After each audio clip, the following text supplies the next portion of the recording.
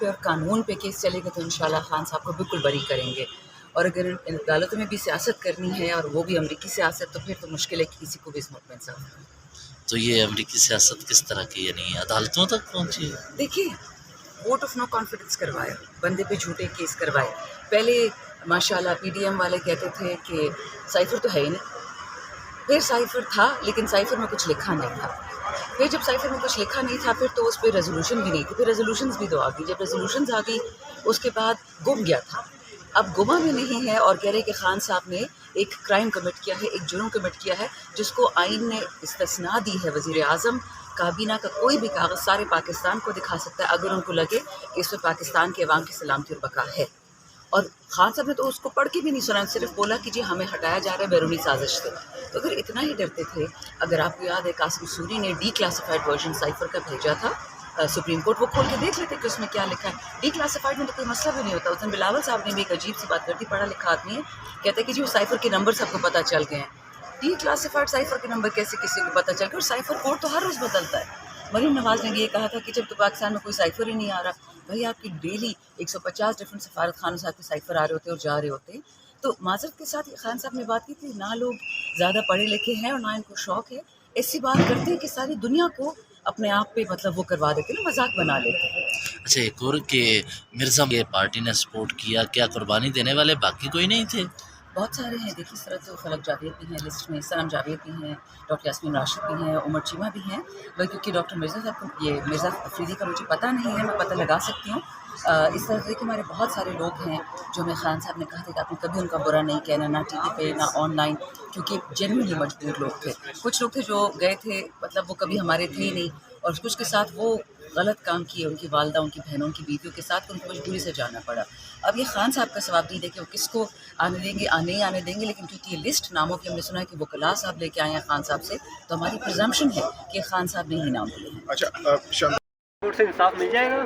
میں جی ابھی 2 دفعہ یہی انٹرویو دے کے آئی ہوں کہ اگر قانون اور انصاف کو دیکھا جائے گا تو انشاءاللہ خان صاحب بری ہوں گے، لیکن اگر سیاسی چیزوں کو دیکھا جائے گا تو پھر مشکل ہے کہنا. یہی ہائی کورٹ ہے جو الیکشن سے پہلے انصاف نہیں دے رہی تھی انہی کیسز میں، مطلب ڈیلے کر رہی تھی. تو کیا سمجھتی ہیں اب تحریک انصاف کو کتنی امید ہے؟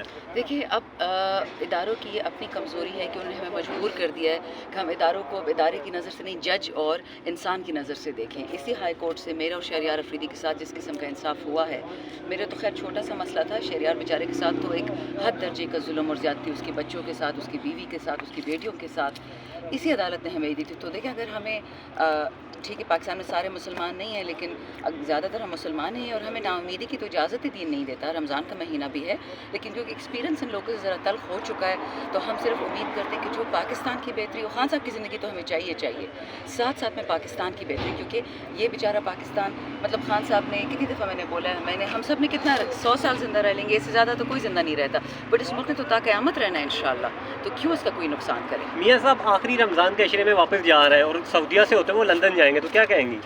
کیا کہوں جی، ماشاءاللہ یار زندگیاں ہیں سب کی، ادھر لوگ بھوک سے مر رہے ہیں اور ادھر لوگ عمرے کریں. کیا کہوں، کسی پہ اس طرح تنقید نہیں کرنی چاہیے. جب آپ کی تقریر شروع ہوتی ہے تو آپ کا اسپیکر بند کر دیا جاتا ہے، اپوزیشن لیڈر کا بند کر دے، وہ کہتے ہیں کہ آپ کی تقریریں جو ہوتی ہیں وہ وطن کے مخالف ہوتی ہیں. دیکھیے پی ڈی ایم وطن نہیں ہے ہمارا، نواز شریف پاکستان نہیں ہے، زرداری پاکستان نہیں ہے. یہ غلطی جنرل مشرف نے بھی کی تھی، اس نے ایک دفعہ ایک میٹنگ میں کہا تھا آئی ایم پاکستان. ایسا کوئی نہیں ہوتا. جو ہمارا اسٹیٹ ہے، جو ہماری ریاست ہے، وہ عوام پاکستان ہے، اور یہ لوگ کہیں سے بھی عوام میں نہیں آتے تو خواص سے بھی بہت اوپر ہیں، تو اپنے اپنے جہاز ہے تو گاڑیوں میں جاتے بھی کہیں نہیں ہیں. سو معذرت کے ساتھ یہ جو ہو رہا ہے یہ ظلم پی ٹی آئی اور عمران خان اور میرے ساتھ نہیں ہو رہا، یہ ظلم پاکستان کے ساتھ. اچھا میم، یہ بتائیے گا کہ نواز شریف صاحب ابھی آخری عشرے میں باہر جانے والا ہے. دوسرا یہ کہ نواز شریف نے ایک بیان بھی دیا ہے کہ جو ملک ہے مزید ڈیفالٹ اور مہنگائی کی طرف جا رہا ہے، مہنگائی کا طوفان، حالانکہ گورنمنٹ ان کی اپنی ہے، تو کیا وجہ ہے یہ پھر سے کامنٹ دینا شروع ہو گئے؟ گورنمنٹ تو جو ان کی اپنی نہیں ہے، وہ تو ایک دفعہ مریم نواز نے اسٹیٹمنٹ دی تھی کہ ہم حکمران خاندان ہیں، تو وہ بات تو سچی ہو گئی. بیٹی چیف منسٹر ہو گئی اور باپ وہ ہو گیا پرائم منسٹر ہو گیا، تو مطلب اب کیسے چلے گا؟ میم، مریم نواز کی حکومت कैसे देखती हैं? कोई बेहतरी आएगी पंजाब में या वही वाली पकड़ धक्कड़ मुश्किल होगी? लग रहा है। मैं तो अभी आटे की डिस्ट्रीब्यूशन देखी है, राशन की डिस्ट्रीब्यूशन देखी है, लोगों से शॉट्स ले रहे हैं, वीडियो पे ऑडियो पे, थके पड़ रहे हैं, बेइज्जती कर रहे हैं इस महीने में लोग। अल्लाह करे कि लोगों का बेहतर, मतलब मैं क्यों किसी के राशन का या किसी के फ्री पेट्रोल के फ्री बिजली की दुश्मन होगी, बट इन्होंने वादा तो किया था कि 300 यूनिट बिजली फ्री देंगे। कहीं ना कहीं ये खबरें गर्दिश कर रही हैं, लिया जाएगा, गिरफ्तारियां होंगी, तो क्या कह रही हैं? तो ठीक है, पहले भी हुई है, आइंदा भी होगी, जब हम तो पाकिस्तान के लिए शहबाज खड़े हैं। शरीफ एक जानब से मफाहमत की पेशकश कर रहे हैं, लेकिन अब इन्होंने इंदिया दे दिया है कि जो भी एहतजाज करेगा या धरना देगा अरेस्ट कर लिए जाएंगे। तो इस सिचुएशन में आप लोगों से मफाहमत की तवक्को वो कैसे कर सकते हैं? ना करें, हमने तो मफाहमत की बात ही नहीं की, हमने वो तो- कर रहे हैं ना। हमने तो इंसाफ की बात की कि पहले हमारा खोया चुराया हुआ मैंडेट वापस दें, फिर आप हमें खान साहब और हमारे जितने भी गुनाह कैदी हैं जेलों से उनको निकाल के दें, उसके बाद मफाहमत की बात होगी। ऐसे तो नहीं हो कि हमारे सर पे जूता रख के आप कहो कि मफाहमत करो। जुल्म करने को कौन रोक सकता है? इनको पहले किसने रोका है? हमने तो एक दफ़ा जब वापस नहीं हाथ उठाया ना 25 मई को ना 9 मई को हमारे बच्चे शहीद कर दिए, हमारी औरतें जेलों में रुल रही हैं, माजूर लोगों को मार दिया, क्या क्या इन लोगों ने नहीं किया। देखिए अब कोई डरने वाला नहीं है, वो डर वाला माहौल ख़त्म हो गया है। जिसने 10 से पेड़े खाई हैं 100 खा लेगा, जिस 100 खाई उसको ये मार देंगे। इनके लिए तो कत्ल करना कोई मुश्किल काम नहीं है। मैम ये बताइएगा कि जलसा आप करने जा रहे थे 23 मार्च को, अब वो जलसा आपने आगे कर दिए, कोई प्रेशर था, क्या वजह नहीं थी? नहीं, हमने इजाज़त मांगी हुई है इस्लामाबाद में 3 जगह पे 23 और 24 मार्च को। इंशाल्लाह मिल जाती है तो बहुत अच्छा होगा, कौन सी नहीं होगा 3 तो जगहें 30 पे। अब मेरे पास वो कागज़ आपको मैं दे देती हूँ, 3 डिफरेंट मकामों पे, F9 पार्क में भी, डी चौक में भी, जहाँ में हमें जगह मिल जाए। इमरान खान को कब तक बाहर देख रहे हैं? अगेन इंसाफ की बात करते तो उनको तो अंदर होना ही नहीं चाहिए था, लेकिन अल्लाह करिए साइफर केस आज इंशाल्लाह इसकी हेयरिंग ख़त्म हो रही है, तो फिर उसके बाद जैसे ही वो निकलेंगे अल्लाह करे रमज़ान का एंड हो, अल्लाह करे ईद हो, लेकिन कानूनी तरीके से। अगर जलसे की इजाज़त नहीं मिलती आपको, जी 30 पे भी नहीं मिलती, फिर क्या आप करेंगे? जेबी में करेंगे, फिर ये मजबूर करें ना, ये पाकिस्तान को पंजाबिस्तान और इस्लामाबादिस्तान तो ना बनाए ना, ये सबका पाकिस्तान है। जिस खान ने इतनी मुश्किल से इस कौम को जोड़ा है, पठान, पंजाबी, गिलगिती, सिंधी, इन चीज़ों से निकाल के अहले सुन्ना सबको एक कौम बनाया है, ये वापस तोड़ने जा रहे हैं, तोड़ने तो हम देंगे नहीं। मैम सुन्नी मैम, इत्तेहाद अपने- कौंसल और आपके दरमियान जो एक क्लैश आया था रिज़र्व सीटों को लेके, तो वो ख़त्म हो गया है, आपकी इजलास उसके बाद हुआ है, हामिद रज़ा साहब से मुलाकात भी हुई है, क्या कहेंगे? बच्चे क्लैश कोई नहीं है। देखिए मैं कल भी बात बताई थी कि अगर आप सुन्नी इत्तेहाद काउंसिल से या क्रिश्चियन इत्तेहाद काउंसिल से या हिंदू इत्तेहाद काउंसिल से भी करते ना PTI, इन्होंने हमें 0 रिजर्व सीटें देनी थी। पहले से प्लान था कि PTI को हराना है, खान पे कांटा लगाना है। ये एवी